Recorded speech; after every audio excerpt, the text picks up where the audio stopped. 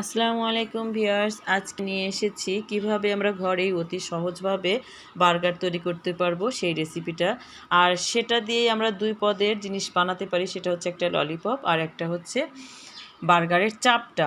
তো দেখুন, এখানে আমি মুরগির বুকের অংশটা নিয়েছি আর সেটা আমি ব্লেন্ড করে কিমা করে নিয়েছি।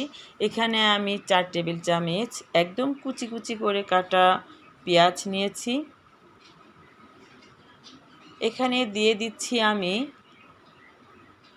1 চা চামচ পরিমাপের রসুন পেস্ট, হাফ চা চামচ আদা পেস্ট,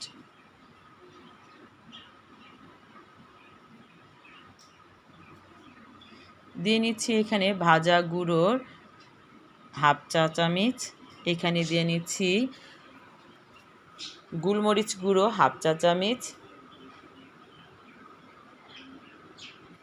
এখানে হলুদ হাফ চা চামচ,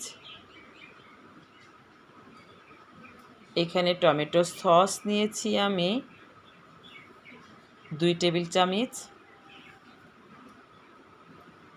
সয়া সস নিয়েছি আমি 1 টেবিল চামচ, ওয়েস্টার সসও আমি 1 টেবিল চামচ নিয়েছি। আর এখানে আরেকটি কথা, এখানে গোলমরিচটা আমি আরেকটু নিয়েছিলাম, কিন্তু অর্থাৎ পুরো 1 চা চামচ আমি এখানে দিয়ে দিয়েছি, কারণ এটা একটু হালকা ঝাল করব। আর এখানে আমি স্বাদ মতো লবণটা দিয়ে নিচ্ছি। আর এখানে দিয়ে নিচ্ছি একটা ডিম,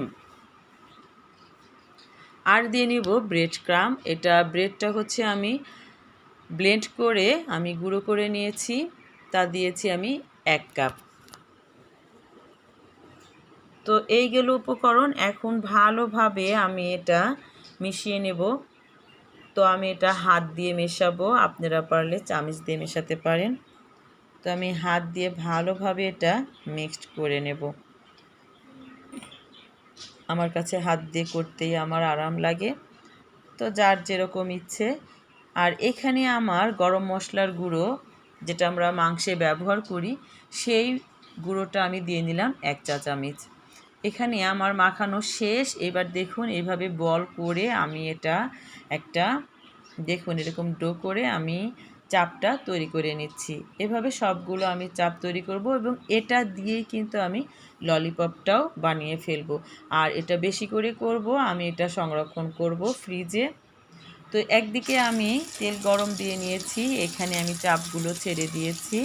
তো এটা হয়ে গেলে এখন আমরা দেখাবো কিভাবে আমি বার্গারটা রেডি করব। তো এই ফাঁকে বলে নিচ্ছি, অবশ্যই আমার চ্যানেলটি সাবস্ক্রাইব করে আমার চ্যানেলের পাশেই থাকবেন। তো চাপটা কিন্তু আমরা বেশি মোটা করতে যাব না, এটা বেশি পাতলাও হবে না, বেশি মোটাও হবে না, স্বাভাবিক অবস্থায় থাকবে। তো এইভাবে লাল করে ভেজে নেব।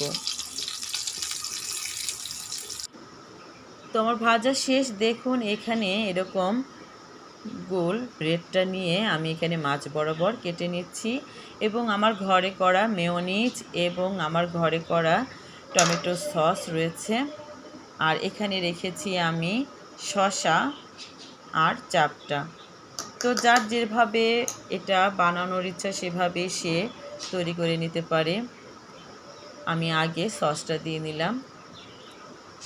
তো যেহেতু বাচ্চারা খাবে, ওরা এমনিতেই সস মেয়োনিজ এসব পছন্দ করে, একটু বেশি বেশি করেই দেব। আর তার উপরে দেব চাপটা, তার উপরে দেব আমি এখানে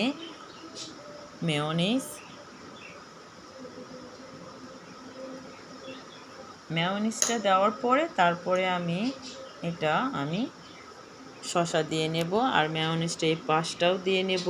মেয়োনিজটার রেসিপি আমার দেখা যাচ্ছে চ্যানেলে আছে, প্লিজ দেখে নেবেন সবাই।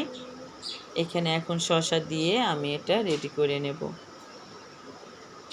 তো এভাবে আমি রেডি করলাম। দেখা যাচ্ছে।